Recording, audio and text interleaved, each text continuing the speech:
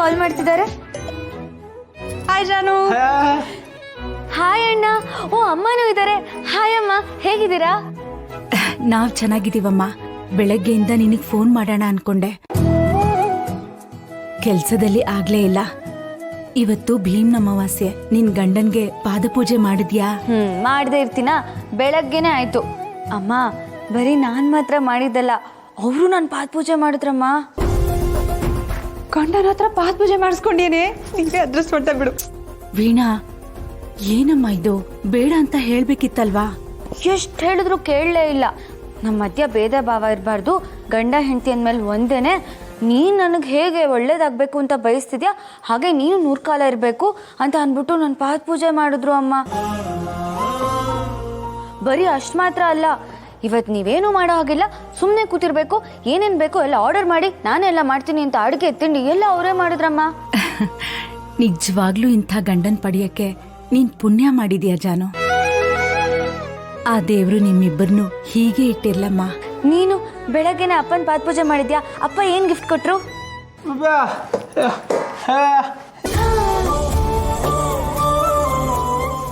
ಚೆನ್ನಾಗಿದೆ ಅಮ್ಮ. ಅಪ್ಪನಂತ ಗಂಡ ಪಡೆಯೋದಕ್ಕೆ ನೀನ್ ಎಷ್ಟು ಪುಣ್ಯ ಮಾಡಿದ್ಯಾ ನೋಡು. ಹೌದು ಜಾನು, ನಿಮ್ಮಪ್ಪನಂತ ಗಂಡ, ನಿಮ್ಮಂತ ಒಳ್ಳೆ ಮಕ್ಕಳು, ವೀಣಾ ಸಿಂಚನ ಅಂತ ಸೊಸೆರ್ನ ಪಡೆಯಕ್ಕೆ ನಾನ್ ಪುಣ್ಯ ಮಾಡಿದ್ದೀನಿ. ಏ ವೆಂಕಿ ಅಣ್ಣ, ನೀನ್ ಯಾರ ಪಾದಪೂಜೆ ಮಾಡಿದ್ಯೋ?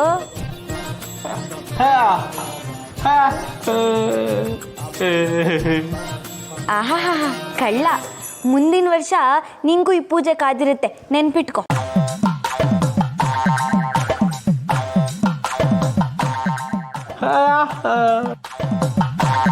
ಸರಿನಮ್ಮ, ನಾನು ಮತ್ತೆ ಫೋನ್ ಮಾಡ್ತೀನಿ, ಸರಿನಾ? ಸರಿನಮ್ಮ, ಬಾಯ್ ಜಾನು.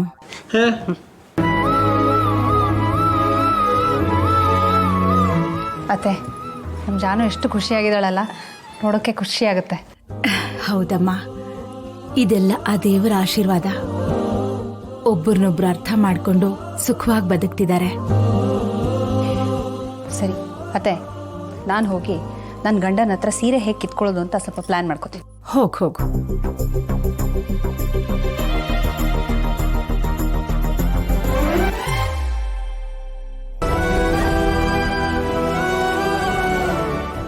ವೆಂಕಿ, ಏನೂ ಇಲ್ಲ ಕಣಯ್ಯ, ನನ್ನ ಮಗ ಸಿದ್ದೇಗೌಡನ ಮದುವೆ ವಿಷಯ ಮಾತಾಡ್ತಿದ್ವಿ, ಅದಕ್ಕೆ ಹೊಸ ಬ್ಯುಸಿ ಅದೇ.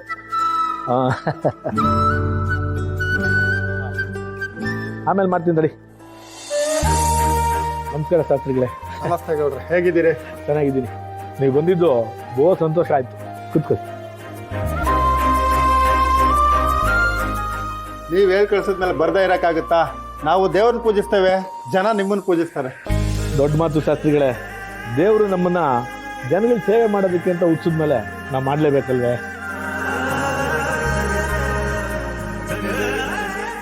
ಏನಪ್ಪಾಜಿ, ಮನೆಗೆ ಶಾಸ್ತ್ರಿಗಳನ್ನ ಕರೆಸಿದ್ರಾ?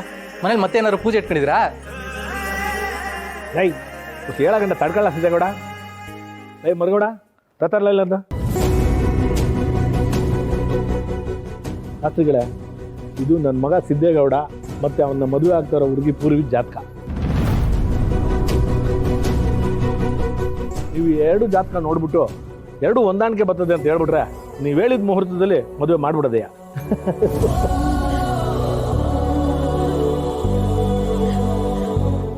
ಏನ್ ಲಕ್ಷ್ಮೀತೆ ಬರಕ್ ಹೇಳಿದ್ರಿ? ಇನ್ನೇನಪ್ಪ ಇರುತ್ತೆ, ಇವಳು ಕುತ್ತಿಗೆಗೆ ತಾಳಿ ಕಟ್ಟೋರು ಯಾರು ಅಂತ ನಿನ್ಗೇನಾದ್ರೂ ಗೊತ್ತಾಯ್ತಾ ಅಂತ ಕೇಳೋಕ್ ಕರೆದಿದ್ದು. ಅವನ ಬಗ್ಗೆ ಏನಾದ್ರೂ ಗೊತ್ತಾಯ್ತೇನಪ್ಪ? ಇನ್ನೂ ಇಲ್ಲ ಲಕ್ಷ್ಮೀತೆ, ನಾನು ಅದೇ ಕೆಲಸದಲ್ಲೇ ಅವನೇ. ಯಾಕೋ ನನಗೆ ತುಂಬಾ ಭಯ ಆಗ್ತಿದೆ ಸಿದ್ದು. ನಾವೆಲ್ಲರೂ ಕೈತು ಊಟ ಮಾಡುವಾಗ ಎಲ್ರೂ ಯಾಕೆ ಭಾವನಾ ಬೇಜಾರಲ್ಲಿದ್ದಾಳೆ, ಏನಾಗಿದೆ ಅಂತ ಮಾತಾಡ್ತಾ ಇದ್ರು. ಇವಳು ಬೇರೆ ಸಪ್ಪಗಿದ್ಲು. ಎಲ್ಲಿ ವಿಷಯ ಗೊತ್ತಾಗ್ಬಿಡತ್ತೋ ಅಂತ ಆತಂಕ ಆಗ್ತಿದೆ ಸಿದ್ದು. ಮೇಡಮ್ ಅವರೇ, ಯಾಕೆ ನೀವು ಹಿಂಗಿದ್ದೀರಾ? ನಾನು ಅವನು ಹುಡುಕೋ ಪ್ರಯತ್ನ ಮಾಡ್ತವನಿತಾನೆ. ಮನೆಯವ್ರ ಮುಂದೆನಾರ ನಗ್ನಗ್ತಾ ಇರ್ಬೋದಲ್ವಾ? ಮನ್ಸಲ್ಲಿ ಜ್ವಾಲಾಮುಖಿ ಇಟ್ಕೊಂಡು ನಾನು ಹೇಗ್ ನಗ್ನಗ್ತಾ ಇರ್ಲಿ ಸಿದ್ದು ಅವ್ರೆ? ಕುತ್ತಿಗೆಯಲ್ಲಿ ತಾಳಿ ಇದ್ರೆ ತಲೆ ಎತ್ತಿ ಓಡಾಡ್ಬೋದು ಅಂತಾರೆ, ಆದ್ರೆ ನಾನು ತಲೆ ತಗ್ಸಿ ಬದುಕೋ ಹಾಗಿದೆ. ಹೀಗೆ ಕಣಪ್ಪ, ನಾನು ಎಷ್ಟೇ ಧೈರ್ಯದ ಮಾತಾಡಿದ್ರು ಇವಳು ಹೀಗೆ ಮಾತಾಡ್ತಾಳೆ. ನನಗೇನ್ ಮಾಡ್ಬೇಕು ಅಂತ ಗೊತ್ತಾಗ್ತಿಲ್ಲ. ಈಗ ನೀನೇ ಏನಾದ್ರೂ ಮಾಡ್ಬೇಕು ಸಿದ್ದು. ನಾನು ಎಲ್ಲ ರೀತಿಯಲ್ಲೂ ಪ್ರಯತ್ನ ಮಾಡ್ತವನಿ ಲಕ್ಷ್ಮತೆ, ಆದರೆ ನನಗಿನ್ನೂ ಏನೋ ಗೊತ್ತಾಯ್ತಿಲ್ಲ. ನೋಡಿ, ನಮ್ಮಿಂದ ನಿಮಗೆ ತೊಂದರೆ ಆಗೋದು ಬೇಡ. ನಿಮಗೆ ಹುಡ್ಕಕ್ಕಾಗ್ತಿಲ್ಲ ಅಂದರೆ ಹೇಳ್ಬಿಡಿ, ಬೇರೆ ಯಾರಿಗಾದ್ರೂ ಹೇಳಿ ಹುಡ್ಕಕ್ಕೆ ಪ್ರಯತ್ನ ಪಡ್ತೀವಿ. ಭಾವನಾ, ಏನ್ ಹೇಳ್ತಿದ್ಯಮ್ಮ? ಈ ವಿಷಯ ಎಲ್ಲರ ಹತ್ರನೂ ಹೇಳೋ ಅಂತದ್ದಾ? ನಮ್ ಸಿದ್ದು ಆಗಿರೋದಕ್ಕೆ ಯಾರ ಹತ್ರನೂ ಹೇಳ್ದೆ ನಮ್ಗೋಸ್ಕರ ಈ ಕೆಲ್ಸ ಮಾಡ್ತಾ ಇದ್ದಾನೆ. ಅವನ್ ಬಗ್ಗೆ ನೀನ್ ಹೀಗೆಲ್ಲ ಮಾತಾಡ್ಬೇಡಮ್ಮ. ಸಿದ್ದು, ಅವಳು ಹೀಗೆ ಹೇಳಿದ್ಲು ಅಂತ ನೀನ್ ಬೇಜಾರ್ ಮಾಡ್ಕೋಬೇಡಪ್ಪ. ಪರವಾಗಿಲ್ಲ ಲಕ್ಷ್ಮತೆ, ನೊಂದಿರೋರು ಯಾರೇ ಆಗಲಿ ಹಿಂಗೆ ಮಾತಾಡ್ತಾರಲ್ವಾ. ಅದರಲ್ಲೂ ಇಂಥ ಪರಿಸ್ಥಿತಿಯಲ್ಲಿ ಯಾವುದೇ ಹೆಣ್ಮಗು ಇದ್ರು ಹಿಂಗೆ ಮಾತಾಡುತ್ತೆ. ಸಿದ್ದು, ಅವನ್ನ ಹುಡ್ಕೋದು ತಡ ಆದಷ್ಟು ಇವಳು ಮನ್ಸ್ ಕೆಡಿಸ್ಕೋತಾಳಪ್ಪ. ಅದರ ಜೊತೆಗೆ ಎಲ್ಲಿ ಮನೆಯವ್ರು ಗೊತ್ತಾಗ್ಬಿಡತ್ತೋ ಅಂತ ನನಗ್ ಭಯ. ಅವನು ಯಾರು ಅನ್ನೋದನ್ನ ಆದಷ್ಟು ಬೇಗ ತಿಳ್ಕೋಬೇಕಪ್ಪ. ಇಲ್ದೆ ಹೋದ್ರೆ ನಾವು ಮುಂದೆ ಏನ್ ಮಾಡ್ಬೇಕು ಅಂತ ಯೋಚನೆ ಮಾಡ್ಬೇಕಾಗತ್ತೆ.